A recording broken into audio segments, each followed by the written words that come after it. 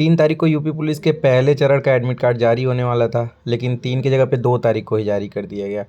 अब समस्या ये आ गया कि बहुत ज़्यादा लोगों का एडमिट कार्ड तो जारी हो गया, लेकिन बहुत ऐसे बच्चे थे जिसमें लड़के और लड़कियां दोनों शामिल थी कि उनका एडमिट कार्ड नहीं जारी हुआ। अब उसमें कुछ ऐसे थे जिनके साथ पहले ब्लंडर हो चुका था, जैसे ईडब्ल्यूएस से उन्हें जनरल में डाल दिया गया हो, या फिर वहाँ पे कोई प्रॉब्लम थी, उन्हें एफिडेविट लगाना पड़ा था।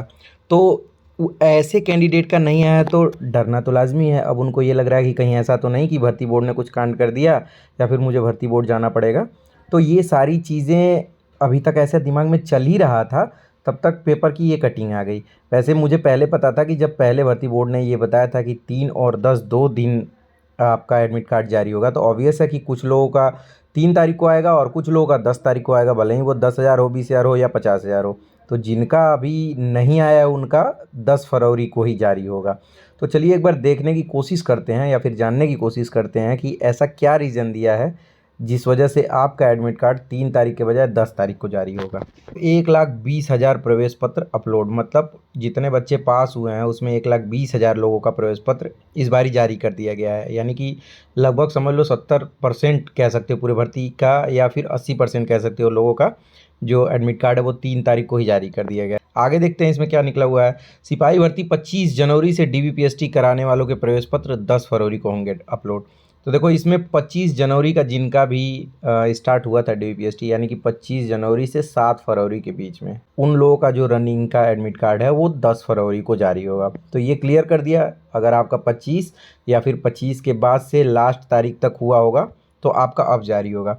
एक बार और डिटेल में देखते हैं कि इसमें क्या दिया हुआ है। 60,244 पदों पर सिपाही भर्ती के लिए पहले चरण में शारीरिक दक्षता परीक्षा के लिए 1,20,000 लोगों का एडमिट कार्ड जारी किया गया है। उत्तर प्रदेश की वेबसाइट पर जारी के दूसरे चरण के अभ्यर्थियों के प्रवेश पत्र 10 फरवरी को अपलोड किए जाएंगे। ये भी आप समझ गए। उत्तर प्रदेश पुलिस भर्ती एवं प्रोन्नति बोर्ड के निदेशक डीजी राजीव कृष्णा के मुताबिक जिन अभ्यर्थियों के दस्तावेजों की जाँच व शारीरिक मानक परीक्षा 26 दिसंबर 2024 से 24 जनवरी 2025 के बीच हुई है, यानी कि 26 दिसंबर को स्टार्ट था डीबीपीएसटी और 24 जनवरी तक जिनका भी डीबीपीएसटी हुआ है उनका 3 तारीख को जारी कर दिया गया है, और 25 जनवरी से 7 फरवरी के बीच में जिनका भी डीबीपीएसटी हुआ था उनका जो एडमिट कार्ड है वो जारी किया जाएगा 10 तारीख को। ठीक है, तो इसमें कुछ और भी बताया है वो भी देखते हैं। जो संबंधित परीक्षा में पास हुए हैं उन सभी अभ्यर्थियों के प्रवेश पत्र बोर्ड की वेबसाइट पर लिंक के जरिए उपलब्ध करा दिए हैं, जिनकी परीक्षा 25 जनवरी से 7 फरवरी के बीच होगी, और उनमें से जो उत्तीर्ण होंगे उनके प्रवेश पत्र का लिंक 10 फरवरी को अपलोड किया जाएगा।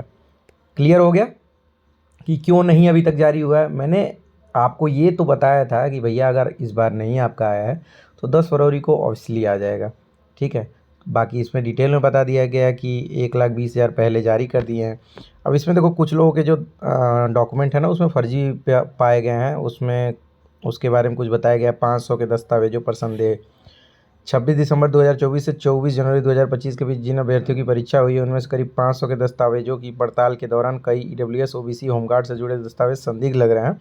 इन्हें संबंधित जिलों के डीएम के यहाँ सत्यापन के लिए भेजा गया है। सत्यापन के बाद सही पाए जाने पर इनके प्रवेश पर 10 फरवरी को अपलोड किए जाएंगे। दस्तावेज फर्जी हुए तो संबंधित के खिलाफ विधिक कार्रवाई की जाएगी। अब जो लोग कह रहे थे, मैंने कल बताया था ना वीडियो में कि वेरिफिकेशन के लिए घर पे पहुंच रहे हैं तहसीलदार ऑफिस से कोई ना कोई, तो आप लोग कह रहे थे ना कि यार झूठ बोल रहे हो फलाने डिमा के, मतलब कहाँ कहाँ से चोमू आ जाते हैं भाई।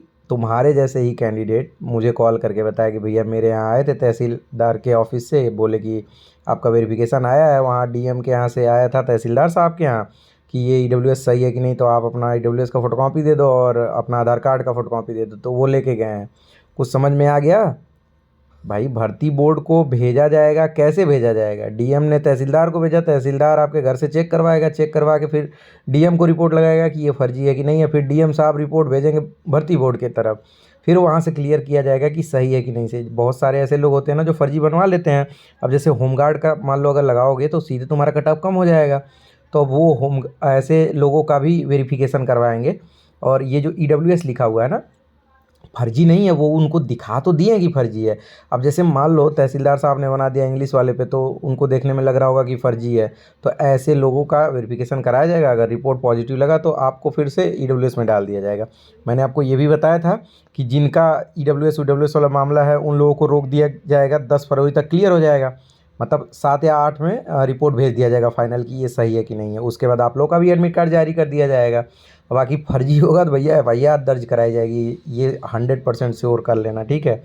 अब इससे ज़्यादा बताने का आई थिंक मुझे ज़रूरत नहीं लग रही है। इंपॉर्टेंट ये है कि आपका अगर एडमिट कार्ड आ गया है तो आपको पता है उस पर क्लियर वे में मेंशन है कि आप अपना आधार कार्ड, एडमिट कार्ड और एक और आईडी लेके चले जाइएगा। क्या लेके जाना है वो उस पर पढ़ लीजिएगा। सेंटर पर टाइम से पहुंचिएगा, क्योंकि आपको पता है कि इतने सुबह पहुंच पाना, मान लीजिए आपका घर वहां से दूर हो तो रात में ही आके वहां पे पहुंच जाइएगा, क्योंकि उतना सुबह बाइक चला के आना थोड़ा सा रिस्की होगा, शरीर ठंडा हो जाएगा, रात के टाइम एक्सीडेंट होने का खतरा रहता है। तो इन सारी चीज़ों से बचने के लिए पहले ही आप अपने शहर में आ जाइएगा, जिस भी वाहिनी में आपकी रनिंग होगी। आराम से मस्त रात में सोइएगा, थोड़ा टाइम से नींद अच्छी लीजिएगा। उसके बाद रात में थोड़ा कुछ एनर्जेटिक खाइएगा ताकि सुबह और भी आनंददायक वाला स्थिति रहे। और बाकी सुबह थोड़ा चाय और पार्ले जी खाइए, ग्लूकोज आपको तुरंत मिल जाएगा और दौड़ने में आपको बहुत हेल्प करेगा। बाकी हल्का फुल्का आप कुछ खा भी सकते हैं अगर थोड़ा लेट हुआ आपका रनिंग। बाकी शुरुआत में जिनकी भी रनिंग है उन्हें कोई डरने वाली विशेष बात नहीं है। वो मैट वोट का चक्कर बहुत ज़्यादा मत लेना यार, वो नॉर्मल प्रक्रिया है। वो सारी चीज़ें आपके साथ होंगी जो अभी तक सभी कैंडिडेट के साथ होते आई है। एडमिट कार्ड चेक होना, वहाँ आपको अलाट कर दिया जाएगा चेस्ट नंबर, वो पहन लोगे। आपको एक चिप दे दिया जाएगा अलाटमेंट करने के बाद, वो आपके पैरों में पहना दिया जाएगा। बाकी कुछ लोगों के दिमाग में चल रहा होगा कि शॉर्ट्स पहन के दौड़ सकते हैं, लोअर पहन के, कुछ भी पहन के दौड़ो, कोई दिक्कत नहीं है, शरीर पर कपड़े होने चाहिए। मैं आपको सजेस्ट यही करूँगा कि आप लोग वही पहन के दौड़ना जो पहन के प्रैक्टिस करते थे। थोड़ा सा कंफर्टेबल रहते हैं ना, यूज़ टू हो जाते हैं, मतलब हम उस स्थिति में, जिस स्थिति में पहले से दौड़ते हैं, क्योंकि ऐसा लगेगा आपको दौड़ते टाइम कि जैसे मैं प्रैक्टिस कर रहा हूँ। बाकी ये समस्या नहीं आएगी कि अरे पहले दौड़ हमारा नहीं होता तो मज़ा आ जाता, देखने को मिलता। पेपर थोड़ी है भाई, रनिंग तो आपको पता है कि आपका समय कितना है और कितने में आपको आना है। बस काउंट में गलती मत करिएगा। 12 चक्कर मारना है पुरुषों को, 6 चक्कर मारना है महिलाओं को, ठीक है। ये भी नहीं सोचने की ज़रूरत है कितने बच्चों को दौड़ाएंगे, क्योंकि मैक्सिमम 150 होंगे और 150 बिल्कुल नहीं पता चलते हैं यार। एकदम लंबी लाइन लगा देते हैं, धीरे धीरे एक एक करके आगे दौड़ते रहो, दौड़ते दो। समझ गए ना? ऐसा नहीं है कि आर्मी की दौड़ है एक साथ, मतलब आपको बता देंगे कि समय ख़त्म हो गया और सबका एक साथ समय शुरू हो गया। समझ गए? आपका टाइमिंग आपके चिप में रिकॉर्ड होगा, वो स्कैन करा के पहना देंगे, फिर बाद में स्कैन करके देखेंगे, उसमें सीधे बताएगा इतने चक्कर मारे हो और इतना मिनट लगा है। तो इम्पॉर्टेंट ये है कि 12 चक्कर कंप्लीट होना है और करना पड़ेगा आपको। हर चक्कर में आप कोशिश यही करिएगा, कोशिश क्या मतलब उतना चौड़ा रहता है वो जो मैट होता है कि आप उस मैट को क्रॉस करके ही जाओगे। और एक बार फिर से यही कहूँगा कि काउंटिंग में बहुत ज़्यादा दिमाग लगाने की ज़रूरत नहीं है, नॉर्मल प्रक्रिया है। जहाँ से दौड़ना स्टार्ट करोगे जब वहीं आ जाना तब काउंट करना है 1। समझ गए? तो ऐसे काउंट करोगे, कोई दिक्कत नहीं होगी। सब लोग कहते हैं पेन ले लेना, ये ले लेना, नहीं उतना ध्यान आता है यार। वहाँ पे पता चलता है कि यहाँ सांस फूल रही है कि हम पेन से लिखें कि 1 हो गया, 2 हो गया। बाकी घर के किसी न किसी को लेके ज़रूर जाइएगा। देखो देखते हैं, मैक्सिमम चांसेस यही है कि इस बार वॉच अलाउ कर दें। अलाउ रहेगा तो कोई दिक्कत ही नहीं तो घर के कोई भी आपके रहेंगे, दोस्त हित जो भी होंगे वो बाहर खड़े होंगे। एक बार आप अपना हाथ उठा के लोकेशन दिखा देना, वो नोटिस करेंगे कि आप कितने में दौड़ रहे हो। हर चक्कर उन्हें एक बार ध्यान दे देना, वो इशारा करेंगे। जैसे ये मत कह देना कि चिल्लाएं, बहुत होपलेस होता है ना इंसान कि अरे तेज दौड़ो तेज दौड़ो, यहाँ फटी पड़ी रहती है यार, तेज़ दौड़ो, सांस फूलती है, कहाँ कोई तेज़ दौड़ेगा। उन्हें बस कह देना जैसे थम्स अप होता है ना, ऐसे अंगूठा दिखाना। अगर सही जा रहे तो अंगूठा दिखाना और ख़राब जा रहे तो अंगूठे को नीचे करके दिखाना। तो आप उसी हिसाब से दौड़ में बदलाव कर लेना। बाकी बहुत आराम से जाइएगा, 100% सिलेक्शन हो जाएगा अगर आप घर पे थोड़ा बहुत प्रैक्टिस करे होगे तो, ठीक है। इंपॉर्टेंट ये नहीं है यार, खाली पैर वाले भी रनिंग कर लेते हैं। तो चलो, कुछ और पूछना हो तो आप पूछ सकते हो।